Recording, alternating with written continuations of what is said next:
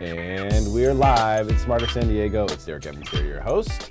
And my special guest today is my good buddy, Rick Flanders. Rick, welcome to the studio. Thanks. Terrific to have you here to talk about the big question, right? Evolution versus creation. Some people will say this is just a debate between Christianity and atheism. Not true. Not true. Because as you've made, Rick and I go to church together. As you've made clear to me, there are a lot of people at church who believe in evolution. Mm-hmm. They also believe in the Bible and evolution. So there's sort of a mixture of things going on. Mm-hmm. I recently took a class at seminary where we talked about and discussed creation. It was mostly in an apologetics setting. So the concept was to try to help people from atheism to theism, essentially. Just drawing that one line, not going too much further than that. There was a lot of things that were talked about in there, intelligent design, some of the things we're going to discuss today. It really opened my eyes because I'll be honest with you. Up until maybe 6-7 months ago, I was in that same camp where it just seemed like evolution makes sense, right? The finches' beaks changed, right? The finches had different beaks. But listening to some Ray Comfort, taking classes at seminary really opened my eyes. So where do we begin this discussion, Rick? Well, I would begin at the beginning, which is that first of all, if you think about it, it's impossible that we're even here. It's impossible that we're having a conversation. You know, if we started at dirt, which everyone agrees, scientists, all religions agree that everything started as dirt. And somehow dirt became us. And it got to the point where we're having a conversation. So what I'm doing is I'm forming an image in my mind, and I'm using symbolic language to convert what I'm seeing in my mind into symbols, which are I'm moving my mouth, and those symbols are going through the air. They're going into your head. They're vibrating in my eardrums, right? Which is then being transferred into information in my brain, yeah. Which then I'm immediately saying it back to you. I mean, what we're doing right now is insane. That's the most complex thing in the universe. And so I'm an engineer. I do robotics, automation. Making a robot is a million times simpler than what we're doing right now. And so I think if people were to stop and think about the impossibility of their own existence, they would pause and reflect. But Rick, if given enough time, right? So this is where we need to look at Darwinism or Darwin's theory of evolution. And I just pulled this from Wikipedia just a few minutes ago, and I know that the actual theory is more complex than this, but let's just look at what this says here as quoted in Wikipedia. All species of organisms, this is basically describing what Darwinism is, all species of organisms arise and develop through the natural selection process, okay, of small inherited variations that increase the individual's ability to compete, survive, and ultimately reproduce.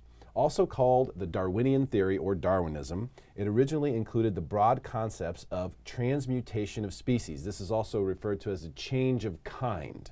So when you look at class, order, genus, species, kind, the change of kind or of evolution, which gained general scientific acceptance after Darwin published On the Origin of Species in 1859. So it was 1859 when this originally was accepted. So this is a long time ago. Science come a long way since. I think that the understanding of God has come a long way since 1859. There have been a tremendous amount of discoveries. So when we look at this, we have to take it with a grain of salt to the extent that in 1859, things were a lot different. This was sort of a groundbreaking thing. What did Darwin do? Darwin observed birds on different islands who originated in the same place and then changed in the different places that they went to over long periods of time, or that's what it appeared to be. And so based on that, now what really happened though was their beaks changed. Right? They had different beaks. So what we have to realize here, and this is said, it's in bold, and by the way, I didn't put this in bold, Wikipedia put this in bold, Darwinian theory, okay? It's a theory that was based upon the changing of beaks of birds. So let's just know that that is where it began. Now, his theory is that change of kind, or transmutation of species, that because he witnessed that the beaks changed, which is an adaptation, that is not a change of kind, it's just an adaptation, which is different. The finches are still finches.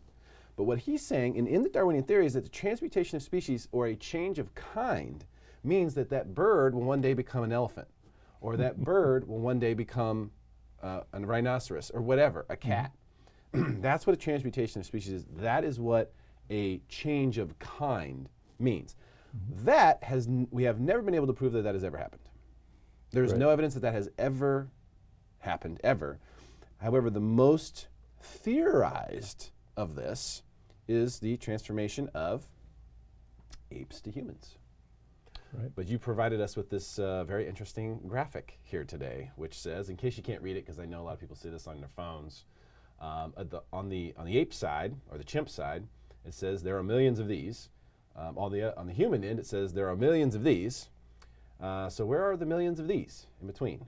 That is the question. Right. Yeah, you would think that if we came from paramecium to human by a slow process, that all or many of the mutants in between would still be around, or there would be evidence of these mutants. Well, there's no evidence of mutants. You have chimpanzees, you have people. There are a few, that look intermediate, but they could be. It could be argued that they are on one side or the other. But I would expect the world to look kind of like the Star Wars bar. Remember the bar scene where you had all of these weird-looking creatures with all kinds of strange stuff going on, where you had all kinds of limbs and things that weren't fully functional, wings that wouldn't fly. And so where are all the wings that don't fly? Where are all the intermediate mutations? You have beautiful children born every day. They seem perfect, right? Yeah. There's every part of the child is useful. It has a purpose. So it appears that everything was designed with a purpose. When you look at the world, when you observe it, that's the conclusion one would have. I would think, if you were just looking at the obvious. Well, it's so far we're just kind of touching on evolution, like the theory, and so the first thing you have to do is look at this theory that's sort of widely accepted, which is what we did in class. And you look at that theory and you go, okay, so this is a widely accepted theory. Is there any evidence for it? And so this is where myself, as an apologist, an evangelist, as someone who really is interested in the truth, I go, okay, well, what's the evidence for this? Is there any evidence that can we see evolution? Has it happened? Have we recorded it? And if you talk to scientists who are strong believers in evolution, they will say, yeah, we've done it in a petri dish. This bacteria has transformed into this, but the bacteria never became a human. It never became a rat. There was no change. It's still bacteria. Yeah, the bacteria adapts. It can even mutate in certain situations, circumstances. But it never became something else, and that's the problem. So the theory says that something becomes something else eventually with enough time. The other problem with the theory is that it's unobservable. So the scientific method says that we must be able to observe the changes in our theory in order for them to be lockstep with the scientific method. Because these things take place supposedly over millions and millions of years, it is therefore unobservable. So it does not fit the scientific method. So the most widely accepted theory of science does not meet the scientific method standards. Right. So that was the first time that it was kind of like a light bulb for me, like, whoa, okay, so this is total hypocrisy. So it's still a theory, and it's still, I guess you could technically say, well, it still could be possibly right. Okay, I guess maybe. It just doesn't seem reasonable to think so based on the evidence that exists. And also, you have to realize that because the theories conflict and that there is no evidence, if this is something that you believe in, it is a belief. It is faith. It is not science. Science has not proven evolution. Science has actually proven that evolution has not been able to prove evolution. And the methods do not agree. So that was sort of the first aha for me, because I had always thought that this is what it was, that it just took enough time. All it needs is just millions and millions of years. We can't possibly comprehend that. And if we give enough time, eventually that dirt will become a human being, which will become an iPhone and cameras and all this stuff. So technically, the theory of evolution means that dirt, if we give it enough time, will, iPhones will sprout out of the ground. Intelligent design is something that's really interesting. In the class I took, Rick, what they did was they showed a picture of Mount Rushmore. And they said, okay, so when you look at something like this, when you look at Mount Rushmore, you can tell that it was intelligently designed. This didn't happen accidentally. If you believe in evolution, then what you believe is that if you give enough time, Mount Rushmore would eventually show up on the side of that mountain. And we all know that doesn't happen. What actually happens is, and they use the Sphinx as the example for this, over time, intelligent design gets destroyed. So if you leave enough time, if you leave your car, which is clearly has intelligent design, if I leave this laptop outside for millions of years, what's going to happen? It's just going to vanish. It's going to be destroyed slowly by the natural process. So not only does time not create these things, it actually destroys them. Right. And yeah, so over time, what we observe is things decay. Entropy. The universe is becoming more chaotic, not more ordered. So if we use, the best scientific methods to observe the world around us, that's what we see. So evolution is running contrary to what we observe.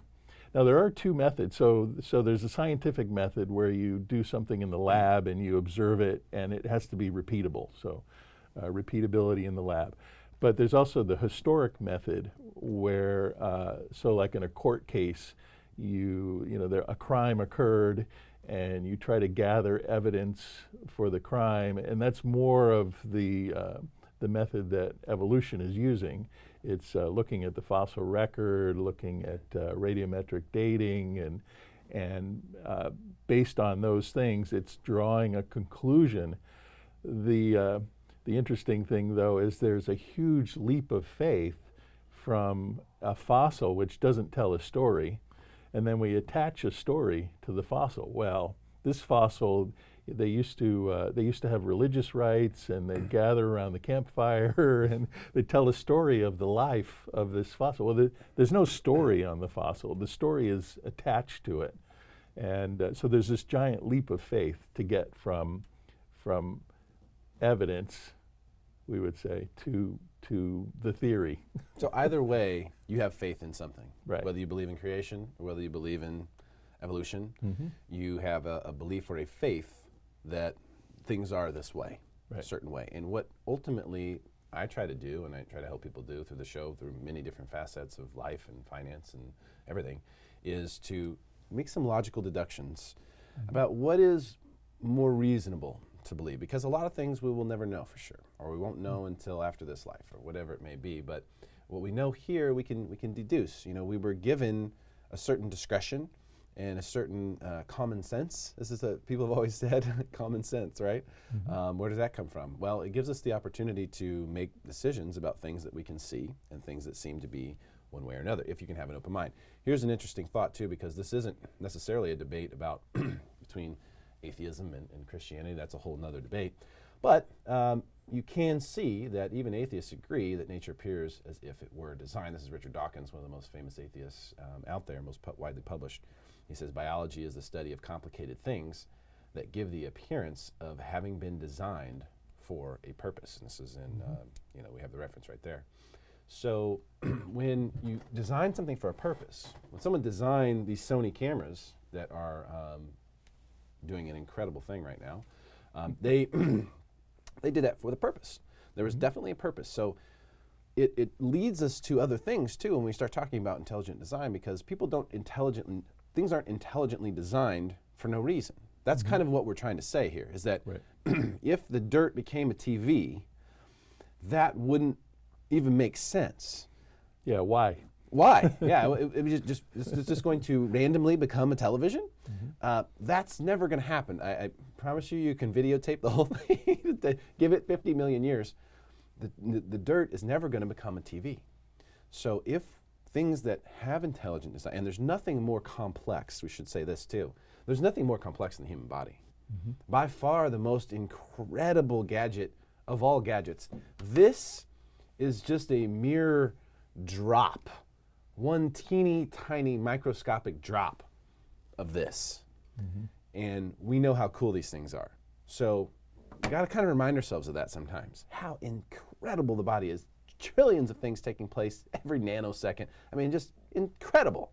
There's nothing on the planet that's more complex than that. So if we take the most complex gadget that clearly appears to be intelligently designed, if the dirt can't turn into a TV or an iPhone, which is just a microscopic drop of that, how is it going to turn into us? Right.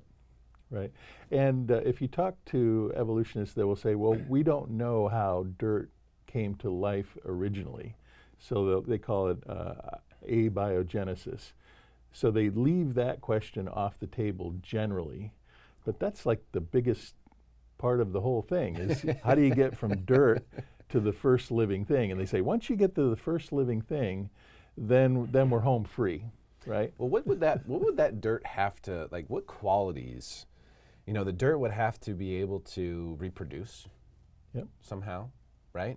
What other things? It would have to survive. It would have to live. Yeah, survive, reproduce. It would have to eat something, so it has to have a digestive system. A mouth organ of some sort, or, you know. On day one. Yeah, where does the dirt get that? You don't just develop that, right? I mean, if we leave a piece of dirt in a box, you know, is that going to happen one day? I mean, is that going to take place? Okay, so now let's say we put it out and we give it sunlight and do these different things.